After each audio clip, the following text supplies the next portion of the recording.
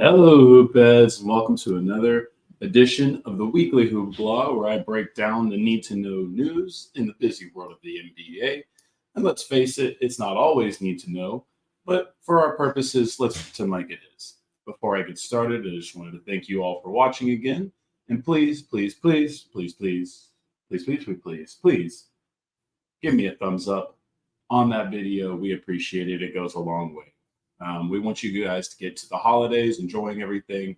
Of course, that doesn't stop the NBA season, so that's why we came here, dropped off a quick little video for you guys to keep you in the know as we head into the Christmas Day games and officially start the second half of the NBA season.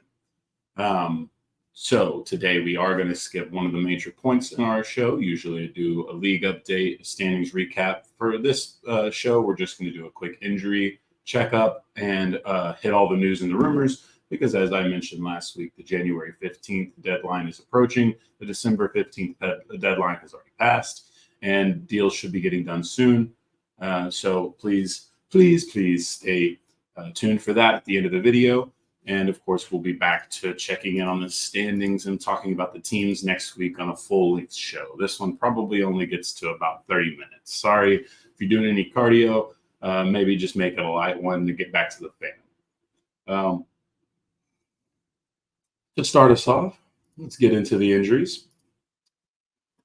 Thankfully, nothing too crazy to talk about this week in the injury world, but a couple of tough ones nonetheless. Mostly for the New York Knicks. Starting center Mitchell Robinson is going to undergo a surgery that's going to put him out all of the season. At least that's what the initial report said. I think it was 8 to 10 weeks initially, and then now the surgery is going to be all season. Tom Thibodeau was asked about this. He said that's a question for our front office. The Knicks front office infamously doesn't take questions. So sick. Thank you for that non-answer, dude. Either way, they still seem like they're playing hooky or charades on what kind of severity this injury has. But the player, Mitchell Robinson's IG story was pretty clear that his frustration levels were high. He's had plenty of injuries in his career. He was a very talented prospect that shouldn't have fallen to where he fell, to where the Knicks could even have gotten him to begin place. So I can understand the frustration there with Mitchell. Of course, we'll want to see how long this goes. It's going to put the team in quite a big of a pickle, because now they're relying on young Jericho Sims, who we will definitely talk about in just a moment, and the recently signed Taj Gibson. Of course, Isaiah Hartenstein was an emerging Knick player last year. They seem to like him a lot there. He still is pretty productive. Efficiencies, the advanced metrics, especially on the defensive end, may not be very kind to him. But he's a serviceable backup guy who can take a lot of the minutes. For Thibs, that might even be 48 of the minutes. Though, of course, with Taj on the bench, I'm sure that he'll get plenty of love. I think he was already panning his way out of his first game back in the New York uniform anyway. Jericho Sims, who I just mentioned earlier, he will also be out. This one just a 1 to 2 week injury. This is a right ankle sprain. So like I said, it's all Taj Gibson, all Isaiah Hartenstein right now. Big moment for the Knicks to sort of figure out where they're at. They can also use Julius Randle in the big position. I think that's probably one of the people that could service them just as well, playing small ball. Defensively, I don't think it really changes much for the club. Ben Simmons will have a reevaluation period coming up. Of course, we were expecting maybe to hear something back by Christmas with him. And instead, we're getting more of the same with the Ben Simmons saga. It is still lingering back issues. They're still sort of putting it off. He spoke a little bit about his frustrations. For us, I think it's even beyond the point of frustration. I think for the average fan, it's to the point of acceptance. So this is a frustrating point for his career. The Nets are still fine. I think they would obviously benefit from having him on the court. Their maybe ceiling doesn't get much higher, but what they can do, what their plans are going to be, all sort of revolve around what Ben Simmons is in the future. And it looks like for at least another 2 weeks, and maybe even towards the end of January, we're going to still be waiting for that answer to be found. Torrey Craig will be the last severe injury we talk about today. The Bulls have seen quite a positive turnaround in the win column since the Zach LaVine saga has at least found some resolution with him taking time away from the team due to injury. And And so far, the team has responded very well. Two of the younger players, Kobe White and Patrick Williams, exceeding expectations for even for when they were drafted. Maybe not in Patrick Williams. He was compared to Kawhi. That's tough to live up to, regardless. But either way, Torrey Craig has a right plantar fascia sprain. That's 4 weeks off of his feet just to start, then another 4 to 6 on the ramp up. So not expecting to see Torrey Craig for the long haul. Of course, that could be a whole nother roster by the time he gets, or most likely will be a whole nother roster by the time he gets back. He mentioned something about trying to beat this timeline. I don't know that that's the best interest of the Chicago Bulls. It seems like they've fixed what needs to be fixed in the interim. Now we'll see what they can actually do moving forward with Torrey Craig out. Defensively, like I said, Patrick Williams has done a really good job. I think that saves them a lot. You're getting a little bit more run from some of the other guys on the court. That's not a bad deal, too. Though I feel like Torrey Craig being in their plans will matter, especially if they're going to keep the DeMar DeRozan and Alex Caruso version of this team together by just maybe adding D'Lo or Rui and Gabe Vincent or, honestly, I don't even know where the contracts match when it comes to the Philly deals, the potential Philly deals. But since Philly and LA are the only ones you're really tied to at the moment, that's the ones we're really kind of looking at.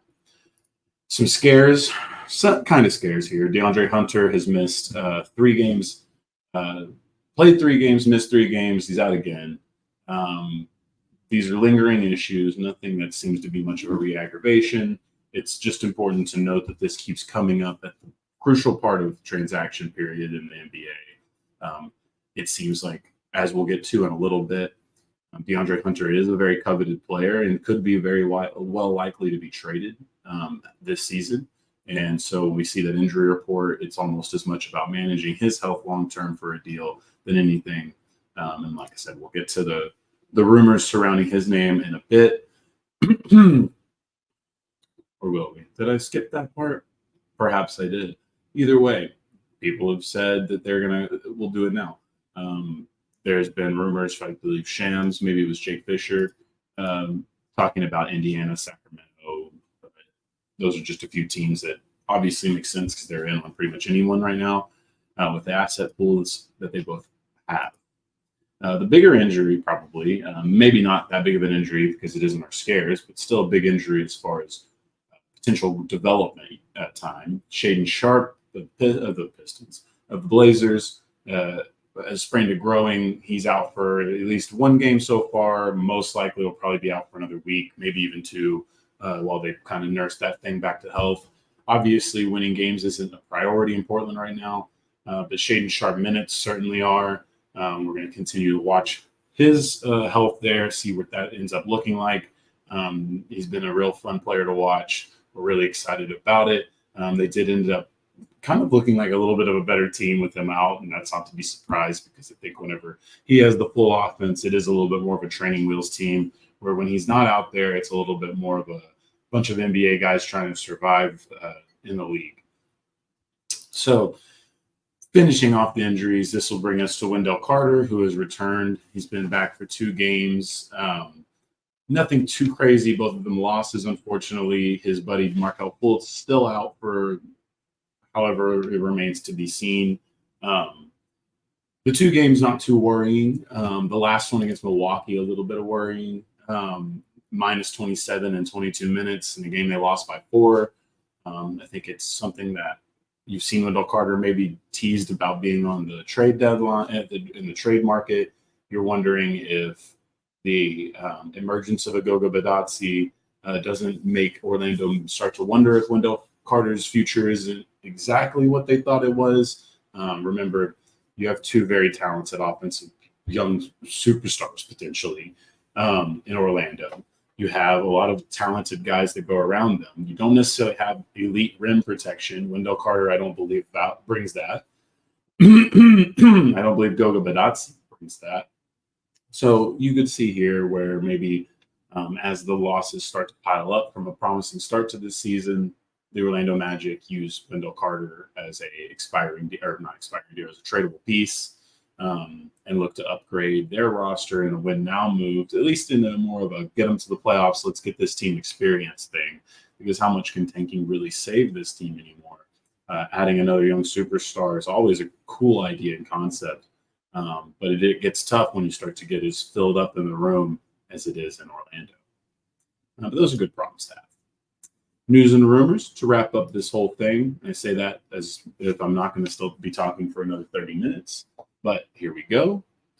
This league, baby, starting off with all the fun drama of the National Basketball Association. Zion Williamson's contract is no longer going to be guaranteed. Of course, that's at this moment. He only played in 29 games last season because of injuries, and this is what caused the deal to go down this way, that basically took the guarantees away from it. This means that the Pelicans could also theoretically waive him after the 24-25 season with no cap hit at all. This is by no means expected. Of course, they would probably trade him. There would probably be a bunch of other options before we got to the point of just cutting him. Just interesting to know that the contract does void that way. And then finally, no, it's not just the worst contract any humans ever signed.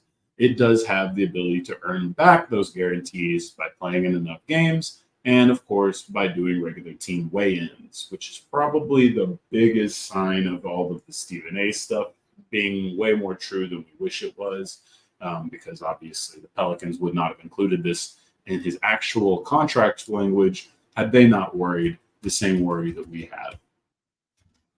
Draymond Green will likely be back in 3 to 4 weeks. Joe Dumars says he hasn't been defined at all in this process, but that's pretty much all we really know. We know that there's a bunch of other ifs, ands, or buts that he's supposed to do before they actually get him back. But the report was that likely 3 to 4 weeks is what this will end up being. So closer towards February, maybe even as far as Valentine's Day is when we'll first get our first taste of Draymond back. Maybe it's a new Draymond, maybe it's not. That's obviously remains to be seen. But we're excited to see him come back either way. The Warriors have gotten a great opportunity here to look at some young talent. It seemed to be paying off. Of course, that does mean that the rest of this thing is sort of easier to put into transition and limbo, but they're here this year. The in-season trades are always a possibility, but not necessarily a certainty with this group. You know, I think if Golden State was to remodel this thing around Curry, it would take place in the offseason. Maybe a guy like Andrew Wiggins is expendable right now, but I think as far as Draymond and Klay Thompson, I think if those two guys are to move on from the roster, that would happen in the offseason. Then to a topic I don't know that I'd love to address, but we'll do it anyway because it was the biggest story to start this week. Anthony Edwards had to make a public apology on Twitter, one that maybe some of us argue he didn't need to. Some people argue that he did. You know, that's the fun part about being a public figure is that everything you do is polarizing. An IG model exposed him for getting her pregnant. He had a very strong view about how he thought that baby should be carried to term, as in he didn't think it should be. She had the complete opposite, sending him AI pictures of babies. Again, this isn't our business. Agree to disagree. This is a free country. Unfortunately, that law is changing around the world by people who are too thin-skinned to be able to exist in the rest of the world with free thought. But I digress. I'm happy that he apologized. I'm happy he apologized, and he's right to apologize because he understands that every little thing he does, whether it's official and not official, whatever we can prove, whatever we can't prove, is going to be a big part of his legacy. He knows that he can be the face of the future of the NBA. He knows that he's one of the small groups of people who really could be the most important player in basketball once LeBron James retires. I mean, maybe you're talking about talent-wise, people can take over from LeBron. Nikola obviously is doing an amazing job of that. At the end of the day, the true face of the franchise, the true spectacle of the National Basketball Association will always be LeBron James until he retires. That is why it's important and interesting to watch these young kids like Zion, like Anthony Edwards, like John Morant, face these issues and see how they handle, because they are essentially who the baton will be passed off to. LeBron cannot play forever. You guys are in the pocket that should be coming into their fullest peaks of their prime by the time he finally decides to call it a day. It's good positioning for himself here. Obviously, Adidas is very important in this situation. They don't want to lose out on their big signing becoming the next thing. So it's one of those things where maybe some people argue that we shouldn't know anything about this. Okay, but she put it online. Maybe you should argue that he shouldn't have apologized about it. Okay, but he's got all the endorsement deals in the world. He's the face of multiple $1 million, at least, companies. So it's one of those things where I'm not absolving him of the drama that he's brought upon himself. That is a part of the lifestyle. He chose this. This is the life you get. At the same time, I appreciate the consistent maturity from Anthony Edwards. I think if you remember into his draft, there was a lot of stuff that maybe now we're going to look back on feeling a little racist. Like maybe we all, we're just going to use the royal we here so that we're not picking on anybody in particular. Maybe they deserve it. They were looking at his Southern dialect. They were looking at the way that they thought that they knew where he came from and who he was based off of how he talks, how he acts, whatever. And it just seems like time and time again, we've found out that Anthony Edwards is far from anybody's stereotype. And I think that's amazing. I think that's a part of the NBA is you're a part of public, being in a public light is you're always going to be perceived in a very stereotypical way. People are going to want to force you into these boxes. For Ant, he's able to maintain who he's always been while sort of applying it to the hyper business, hyper focus, hyper public world that he now faces himself in. So again, I'm proud of him for doing the apology. It's an ugly situation that we're even mentioning. Moving on, Cade Cunningham says we're not a 2-26 team, or we're not 2-26 bad. I have to agree with them. Now you are technically 2-26 bad because you are 2-26.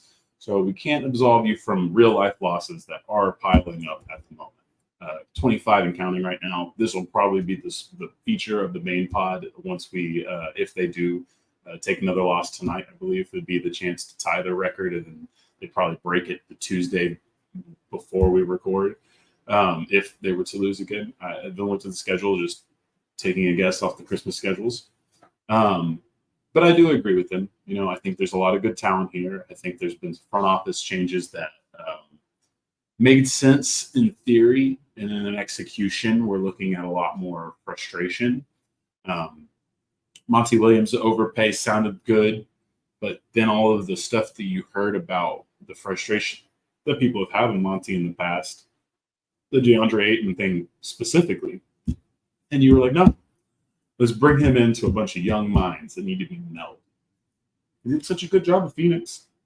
Let's not take into account all the other things that happened to Phoenix for him to sort of push that thing into the right trajectory. So that's a little weird. I'm not calling for Monty's job. I don't love Monty as a head coach. I think time will do that for me. But there's things like the Bojan Bogdanovic move where now you're just holding this asset, pretending like you're going to compete for a playoff spot when you're 2-26. Now you're basically going to give it away as a distressed asset, perhaps potentially. I mean, what is he going to? Is it still going to feel like it's the same price as what it would have been prior? This starts this year. He was injured. Whatever. We don't have to nitpick that because you still have all the other distressed island of distressed toys. Your Bagleys, your Wisemans that were like, oh, this is so smart. But then it's like, oh, hey, you have Beef Stew. You have Jalen Duran.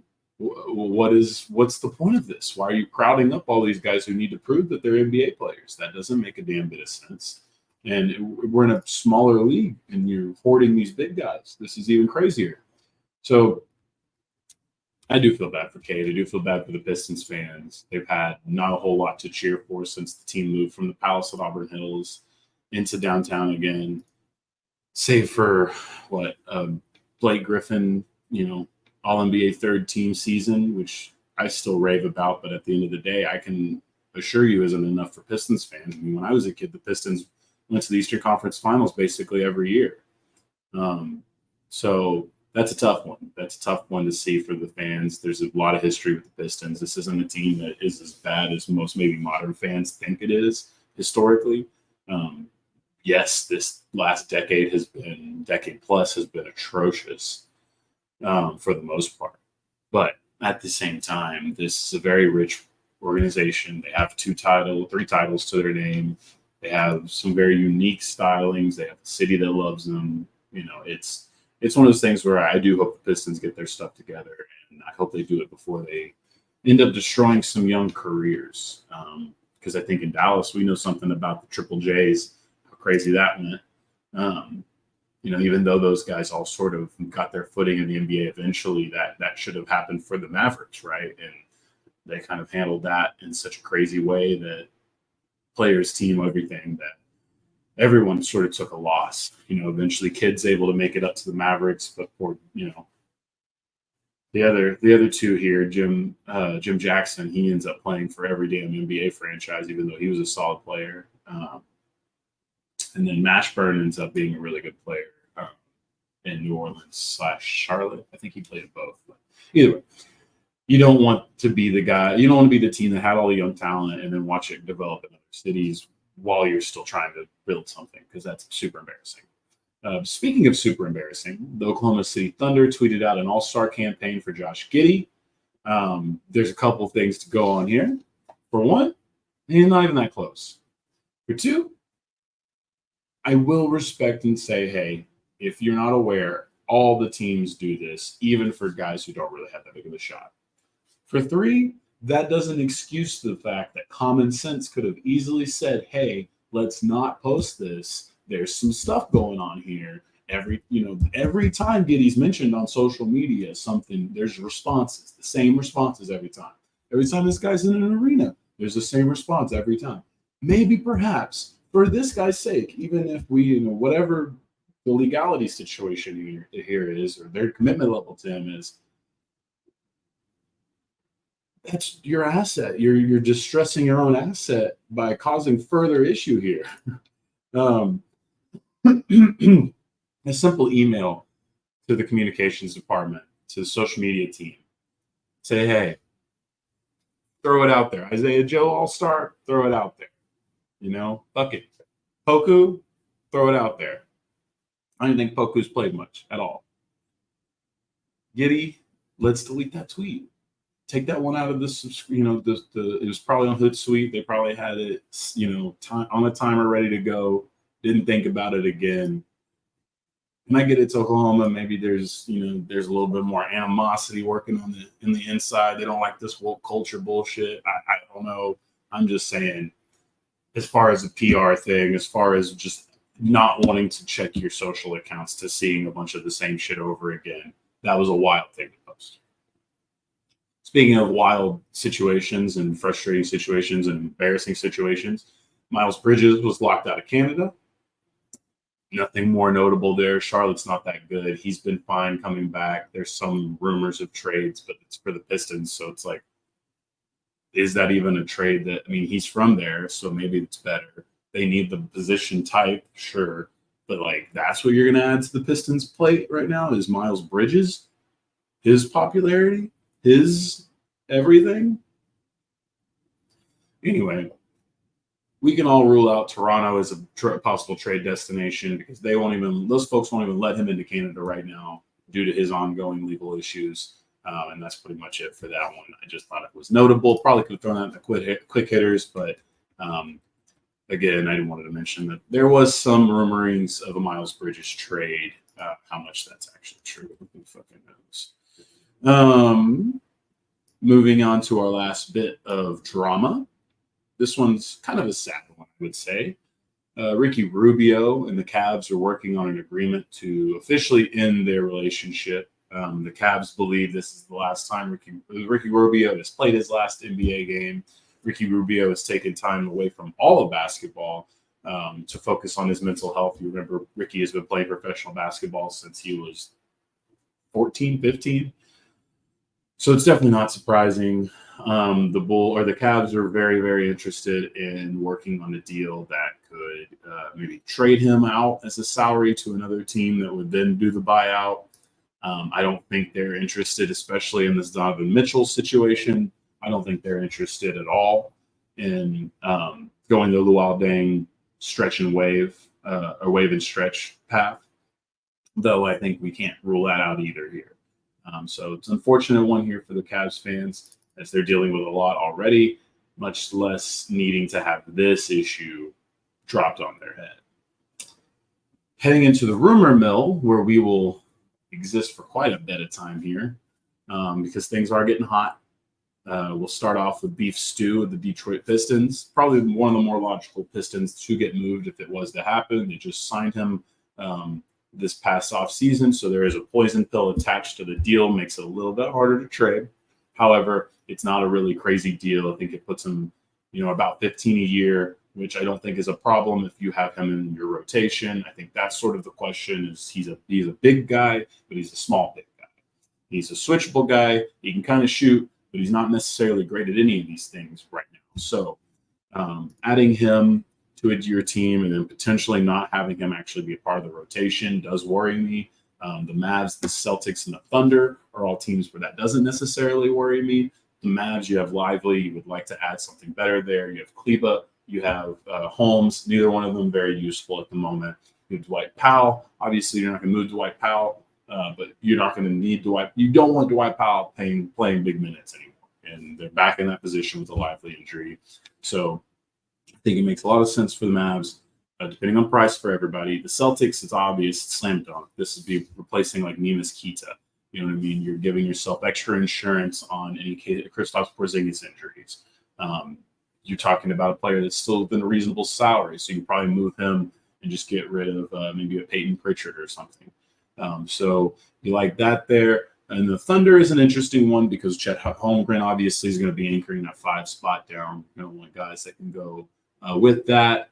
Can substitute around that if there's an issue. So with the Thunder, it's just adding the high-level players there. I think backup big is one of their only major focal points where they could upgrade right now and still not necessarily mess up the slow ascent to greatness that they're on.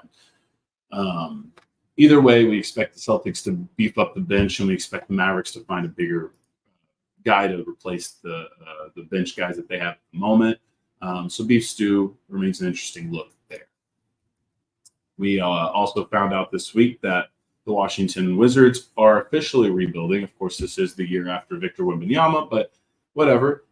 One team, anonymous source, says that they believe the 2026 draft is deeper than the next 2 years, and that they might even stay bad for that. So sorry, Wizards fans. I don't know what's new here. I guess not mediocrity, so that's good. They were the only team that committed to Bilal Coulibaly's full-time development, which is one of the reasons his agent only gave them the meeting and helped secure his draft slot there. I do like that. I do find that to be the first step in the right direction. And let's remember Michael Winger from the Clippers, Will Dawkins is from the Thunder, Travis Schlenk from the Hawks, all coming together working in this front office now. What's notable about all 3 of those teams is they were all quick to turn around teams that were good prior to their little soft rebuilds and reboots. Jake Fisher says a legit first-round pick could come out of the Kyle Kuzma deal, who Kyle did just sort of suffer a little bit of injury last night, so we'll see what that ends up being like because that drastically affects things.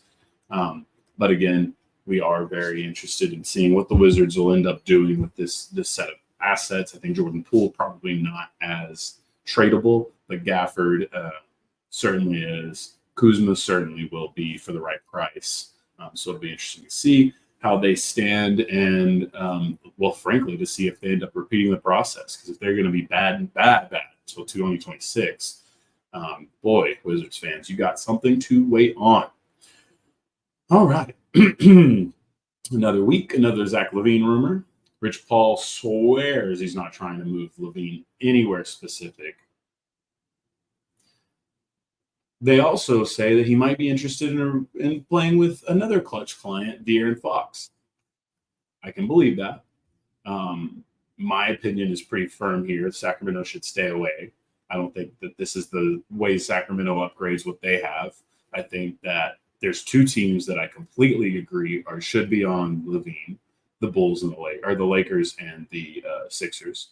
I think those 2 teams are the only 2 teams that could add his salary and support him defensively to where they would actually benefit from the flamethrower instead of just getting another empty bucket, empty calorie kind of player. The Kings would worry me drastically because they already worry me defensively. So please don't add Zach LaVine and then get rid of some other pieces that probably are good defenders like Keegan Murray. Or not even probably, are good defenders. Daryl Mayberry, Jovan Buddha from The Athletic both kind of went back and forth on what a potential Bulls-Lakers deal would look like. One says D'Lo and Rui plus stuff for LaVine. Another says that the Lakers are more firm on a DeRozan-Caruso deal. I think that's pretty fair that the Lakers would rather have DeRozan and Caruso, and that I think the Zach LaVine thing is the more logical trade for all parties. Sham says that Philly is still sniffing around LaVine as well as OG Anunoby. Again, Philly, I think that you could see why they would be hesitant, but I think with the defensive ability they have, what it would cost them to move on and get Zach LaVine, I think they personally could do it. Will they? Much, much more depends on how good they are in the regular season, and if they can just continue to upgrade the little things, more so than adding another big-time ball handling player to their roster. Should Donavon Mitchell be on the table? It's a question the whole world's going to start asking now that two of his teammates are sidelined for the better part of the season, and another one's on the trade block that we'll mention in a little bit. Miami is obviously going to be waiting. Brian Windhorst said that obvious statement about this past week. There's two other divisional rivals in that conference or in that division that are also poking their head around. I guess you could probably say maybe would that be Atlanta, Orlando? Not Washington. Certainly shouldn't be Charlotte. So either way, you're looking at an interesting situation for Cleveland. They still think they can get an extension done. They still believe they're going to stand pat. Of course, now we've got to see what's actually true there. A lot of this is going to be about how they finish up until the trade deadline, and that'll probably tell us a lot. We kind of went on this last week, so I won't go too much further. But I do think that it's interesting to note that we're still going to be dealing with this. It'll probably be the new favorite weekly updated trade rumor, especially once the LaVine deal is finally made.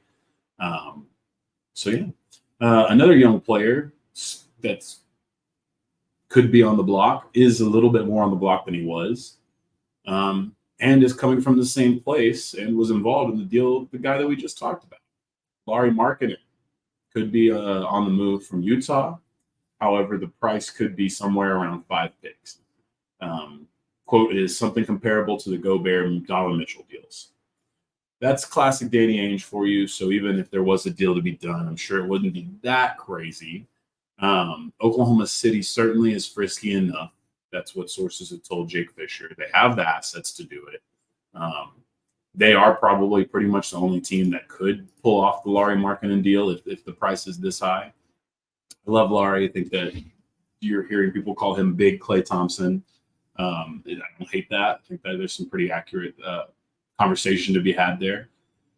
At the same time, Utah, I think you do still need to start having a face of your team. You do want to start having a progression that's sort of ticking upwards. I know this year is pretty much just going to be a repeat of what last season was, but, with better talent coming in next year, I think that there is some goal there to say, hey, we've got Lauri, we've got, this guy, Keontae George looked really nice for his brief stint before his injury. So you start to piece those things together, but you need some focal point to build around. I think maybe then the question is he a focal point to build around, or is he just a high-level complementary player, which would make more sense to send him off to a team like Oklahoma City and take all those assets in. We will see. Raphael Stone said the Houston Rockets are very likely to stand pat this year because there's really just not a lot of salaries to match with their roster because they added the veterans they added so that they could do what they're doing, which is be a mediocre to above average team, starting their process of competing and taking things seriously again. Ime Udoka has done a great job of enforcing that, and I think it's shown. Maybe it's not been the toughest start to their season, but they're handling the games in front of them, and that's all you can ask. Jay Fisher did come out last night and say Daniel Gafford could be someone they target to bolster the big man backcourt. Alpi Sengun is a talented guy. I don't think there's any doubt that he's the starting center moving forward. However, defensively, you're still going to have the same issues, even if he does ascend to the levels of Nikola Jokic, you're still going to have some of the same issues. So that's why I think you're going to go ahead and see Houston look for options to upgrade from Jock Landale, who has not been quite what they were hoping for. And the final rumor, the Pels are also looking for a rim protection upgrade. Of course, they had a tough loss to John Morant this past week where they went small, and it was not awesome. Herb Jones did everything he could, but unfortunately, John Morant just a little bit better.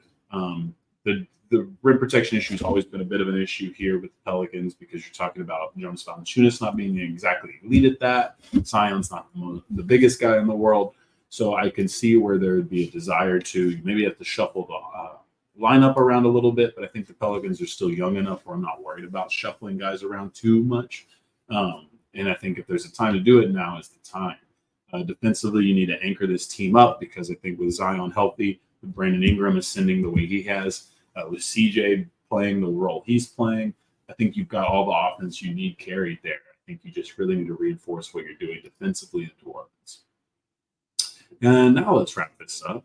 We're about 36 minutes in, so this will get to about 40 minutes. So not the shortest thing we've ever given you, but not going an hour and a half again. Sorry.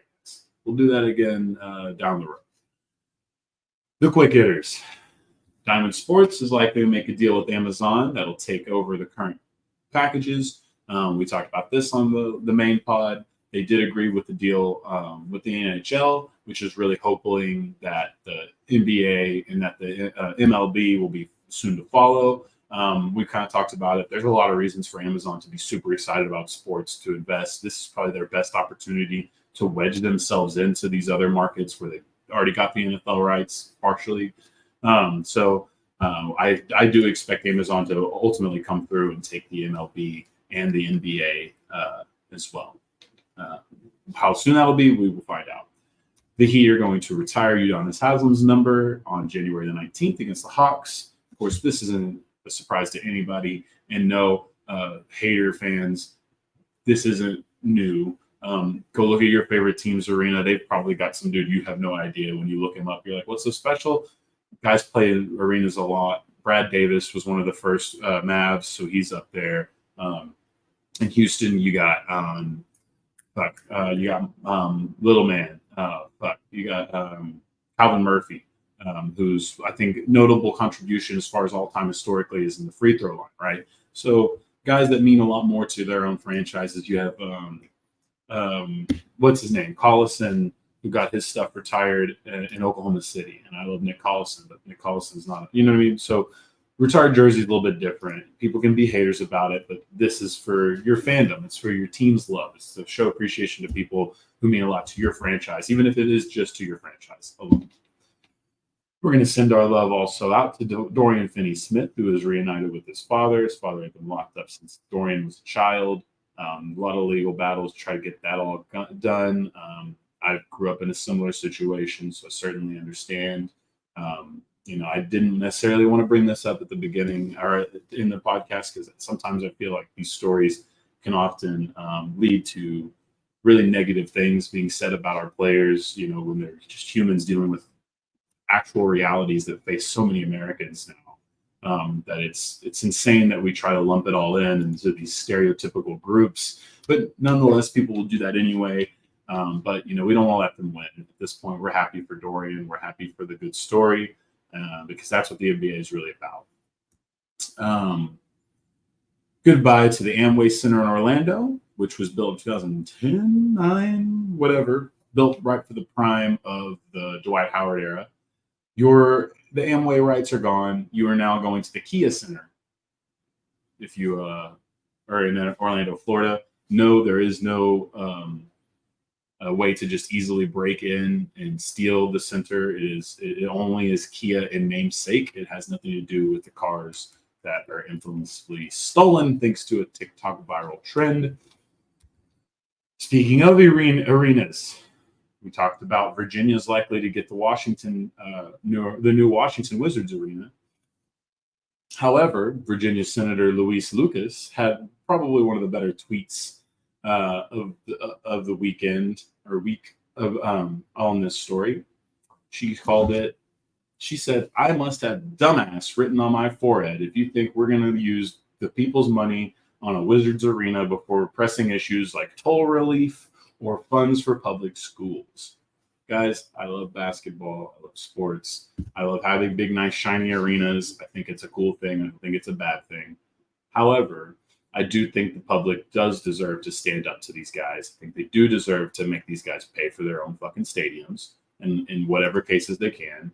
And I do think that there's some times where at least these stadiums need to have a little bit better management when it comes to how they can actually support and facilitate a better environment for the community and not just take up all this money and be this big pretty thing that rich people get to use only. You know, that's in Dallas, we have that issue in tenfold with Jerry, right? With the Jerry World situation. We don't need it. We don't need it. The Nets and the Cavs are going to be playing in Paris on January 11th. The Nets will be setting up a BK Pizzeria, a tribute concert to Notorious B.I.G., and a collab with the fashion brand Kid Super. I just thought that was interesting. I don't really know if there's much else to go on. I just, the NBA is always trying to expand. This time we're going to take the entire Brooklyn facade and we're just going to throw it all over there in Paris, and they're just going to soak it up and chain smoke and eat some baguettes and watch the little hoops. It's also funny because Donavon Mitchell to the Nets wouldn't be that surprising of a trade down the road either, would it? Kareem, we noted last week, had a fall. He is okay and doing so well that he even referred to himself on his own Substack as Humpty Dumpty. So we're happy the big guy is in good spirits and healthy. Obviously, he's getting up there in age, and we just want to have as much time with Kareem as we possibly can. Just like with Mr. Russell, Mr. Russell was handing off the finals trophy till a year or two before he passed. So would love to see Kareem be involved with the NBA a little bit more like that, since I guess at this point he is pretty much the eldest of the greats, of the historical greats, at least that I can remember. Well, no, Jerry's still alive. So Jerry West is still alive. That's pretty much Elgin Baylor's passed on. Bill Russell's passed on.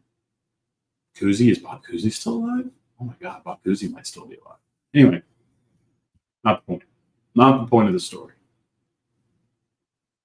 Finally, our last topic here, and this is something, a little homework for you guys. I'll link it down the bottom here, a little bottom, while you're giving us a thumbs up, while you're making sure that you've liked and subscribed.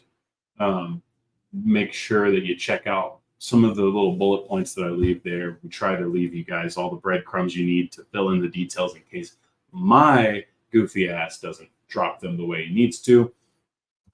So finally, Hotels.com has done the miracle, has done the unthinkable. Ladies and gentlemen, Nikola Jokic has 2 TV ads. Not one, 2 TV ads. I'm stunned. I'm shocked. I'm proud. He's in there with Peyton Watson. He's bringing a mini horse into a hotel. He's showing him the pool, talking about this is where the bench guys sit. Great. Nicola's amazing at it. We always knew he's got a funny personality. He just doesn't want to do this limelight stuff. Boom, Hotels.com got him in there somehow. Also worth noting, Jimmy Butler and Jaime Jaquez Jr. also have their versions of the ad out. No offense to those guys. We're happy to see it too. It's just a little more notable that someone finally got Nikola to say yes to one of these things. Of course, he's got the same agent as Peyton Watson, so I don't know, maybe it was the agent able to say, hey, we got this deal with Peyton, so you're helping Peyton make some money, but you have to be in the thing too. And then he was like, okay, fine, but there has to be a horse.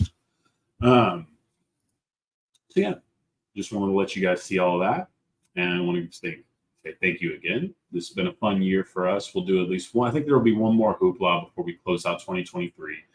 That'll be good because now we'll get to be able to sort of figure out where the playoffs are, figure out where everyone is. Of course, I cut that whole section out of this today for brevity because I want everybody to get back to their families, enjoy your holiday season. I don't care what you're celebrating. Thank you again for enjoying Hoopla. Please like, please share, please subscribe, please comment, do whatever you can. Go on to anonymous subreddits that aren't even related to basketball and post this. Post this on our NBA because I can't. All those things that you want to do. Be like, hey, this guy makes some sense. Hey, he's kind of cool. Hey, or just be like, hey, this guy sucks. You should watch all 50 minutes of this video because that's how much he sucks. Either way, go enjoy life. But when you're done, come back and see us.